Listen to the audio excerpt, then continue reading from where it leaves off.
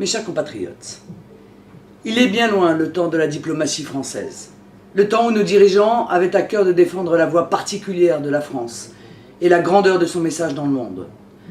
Aujourd'hui, avec le conflit syrien, François Hollande se comporte comme un vassal des États-Unis, comme Nicolas Sarkozy avant lui sur le dossier libyen.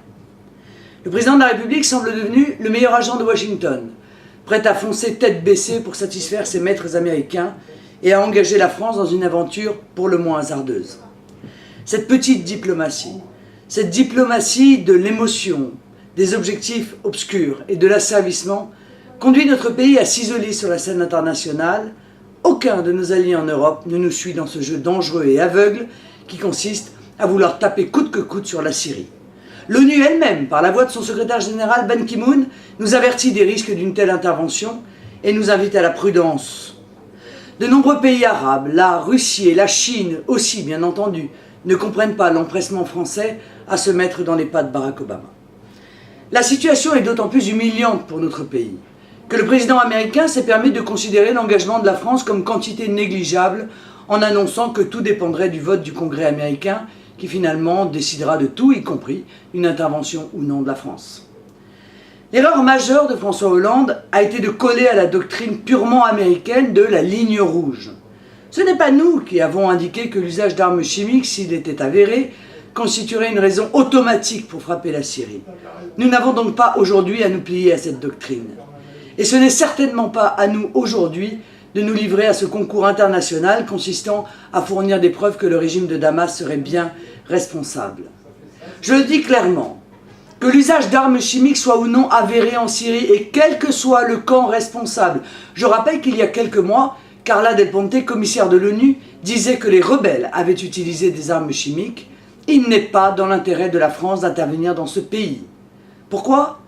D'abord parce que nous savons que les rebelles, tels qu'on les appelle, sont en réalité dominés par les islamistes radicaux, alliés d'Al-Qaïda, ceux-là même que nous sommes allés combattre au Mali.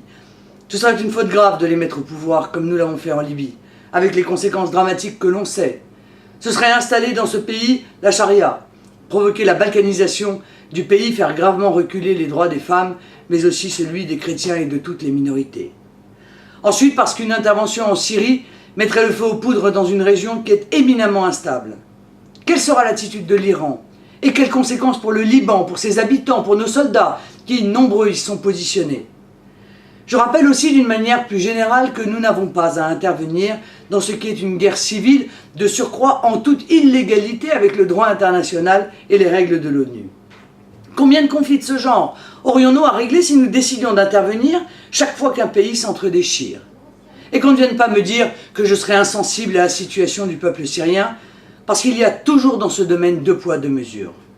Ce que je ne supporte pas, si je suis sensible à la douleur du peuple syrien, je le suis tout autant à celle des chrétiens massacrés au Nigeria, ce qui n'émeut étrangement personne, à celle des Soudanais victimes d'hécatombes dans l'indifférence générale depuis des années, à celle des opposants politiques emprisonnés et torturés dans les geôles des pays communistes, etc. La liste est très longue.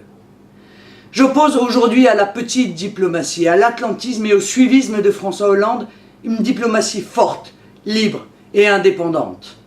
Je défends une diplomatie qui contribue à la grandeur de la France, celle qui permet à la France, comme elle l'a fait encore en 2003 avec le nom de Jacques Chirac à la guerre en Irak, d'emmener derrière elle des dizaines de pays dans le monde, de se poser en leader.